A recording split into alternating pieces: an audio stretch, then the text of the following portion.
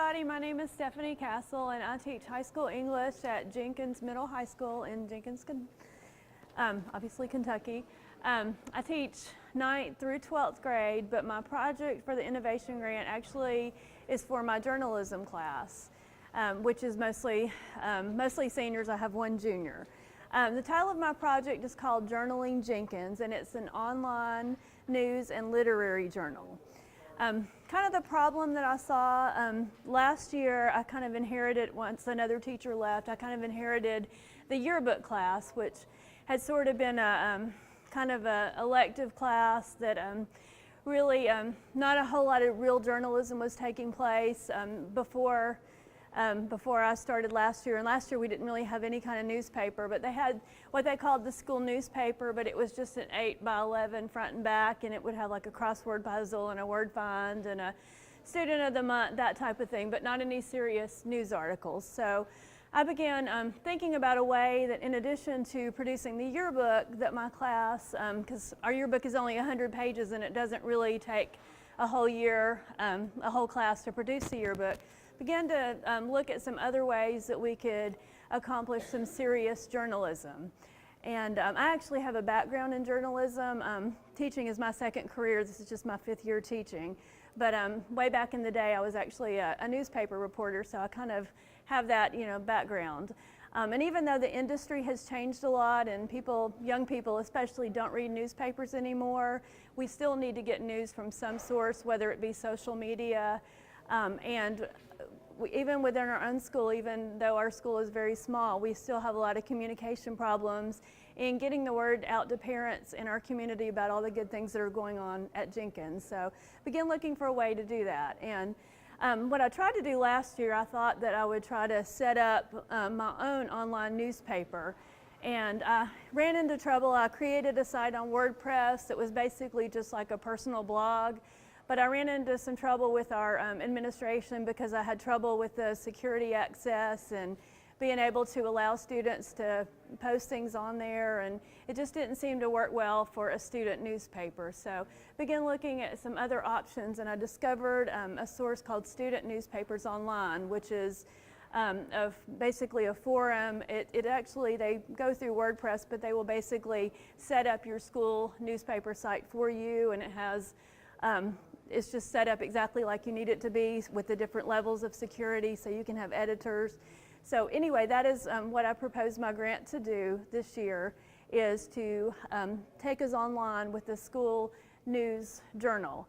And at the same time, I kind of started thinking about some other ways that I could add to that. And last year, I'm not actually getting to do it this year because we went back from block scheduling to 7-period day, but last year I taught a creative writing class also.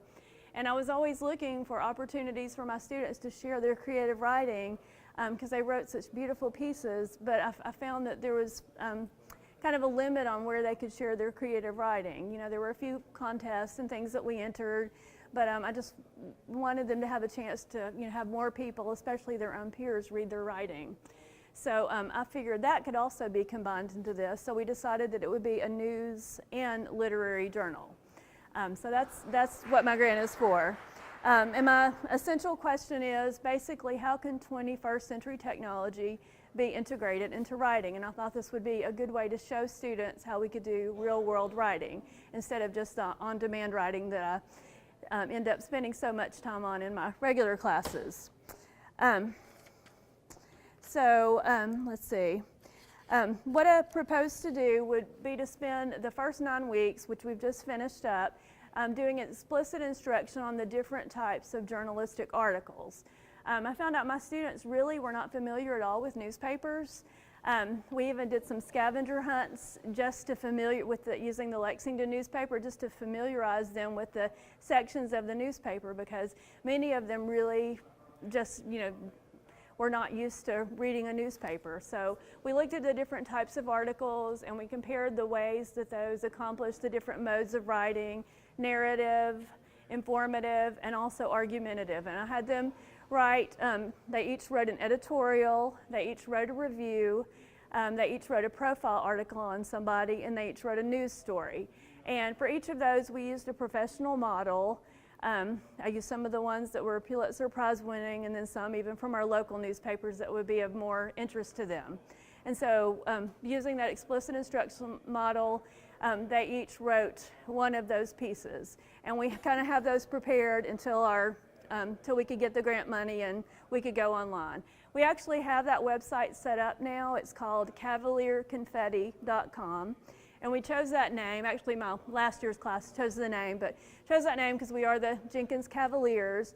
And we thought confetti was just a good, just sort of a good metaphor for what our work would be. You know, if you think about little pieces of paper celebrating all the things that Jenkins is doing, because we wanted our news magazine to be a very positive public relations tool for the community too. So that's why we called it cavalierconfetti.com. And it is online right now, but if you go online right now, what you will see is written in Latin and it has pictures of other people. I don't know who they are, but they're other high school students because we haven't uploaded our own content yet. But we plan to do that within the next week or two. They'll have to write some new news stories because the ones that they wrote are, of course, now outdated. And one of the lessons of news writing is you have to be current. So that will be coming online within the next couple of weeks. Another thing that we needed to do with our grant money was we needed to order a professional camera. Our entire yearbook last year was done with my personal camera and student cell phones because we did not have a school camera that was a digital camera that was appropriate for using for the yearbook. So that's one thing we have purchased with our money. We were able to get a nice one for $400. It has a nice zoom lens that we can do sports photography with, even for our action shots of our football and basketball games. Let's see. Another thing that we plan to incorporate, and I actually have to do some learning on this myself, but we've been offered by the city some video equipment that we can borrow to do interviews and things. And in the future, it probably won't happen until at least after Christmas, but after we get the news journal rolling, I would like to incorporate some video content to our news journal also, so that you can click on it and it will, there will be videos and we can actually video things as well as having articles and photographs on it. The student newspapers online site also has some things built into it which are going to be really fun to play with. One thing is you can do polls and readers can go on and they can choose, like what's your favorite basketball team, or what's your favorite season, what's your favorite, who's your favorite, singer. And you can do like a poll of the week, and there's lots of fun content you can do on it too, and it will immediately calculate the polls and show a graph on who's winning and that sort of thing. Another great thing about it, it will help us evaluate how many people are actually reading our information because it has demographics built in.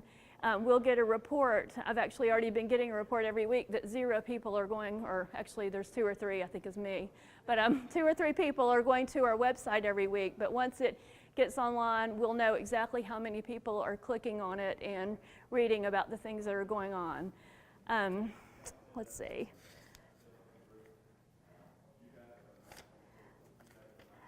Another aspect that I thought would be really good about this, I thought it would give our students a chance to be student leaders in editorial positions.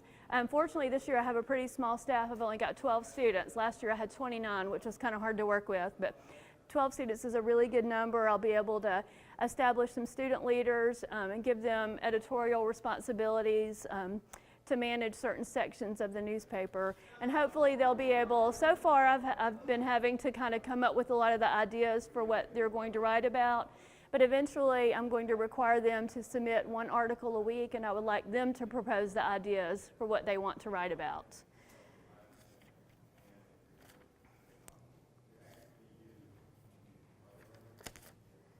Let's see what else.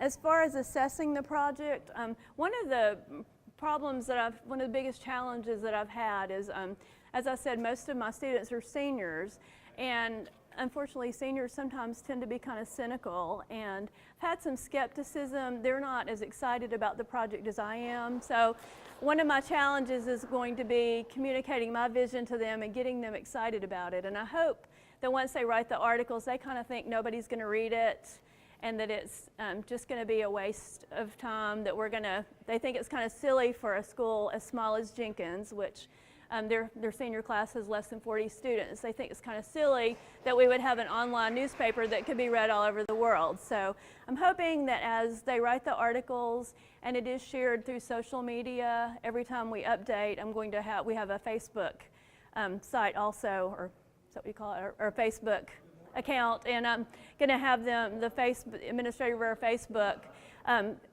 provide a link through the updates on Facebook so that it can be shared through social media. But I hope as time goes on that they'll see that people in the community are reading it, and I hope that will encourage them as they get feedback from their classmates and people in the community to see what a difference they can make with their journalism. And at the end of the year, I'm also planning to have them write an essay, just an old-fashioned handwritten essay evaluating their experience, comparing this type of writing and this writing project to writing projects that they've done in the past in the classroom. So that's really all I have. It's a pretty simple project, but it's one that I thought was really important and one that I really wanted us to be able to accomplish this year. So are there any questions? Yes. Yes. Thinking our school's doing the online newspaper as well. I was wondering if a faller couldn't have like a faller of all the schools. Oh, that's a great idea. I'm sure somebody could figure that out. Yeah. What school are you with? At Pikeville. Pikeville. Okay. Independent. Okay. Great. Yeah. Yeah. Actually, we had a teacher, Mr. Hobbs, left. He's there now. Yeah. Yeah. He's great. But yeah, I don't. See, I know when I registered on student newspapers online, the only one in Eastern Kentucky that was going through them, I think Harlan, one of the Harlan County schools, Yeah, there's a lot of schools. goes through student newspapers online. Right, yeah. So, okay. Well, thank you very much for allowing me to come through my project with you all.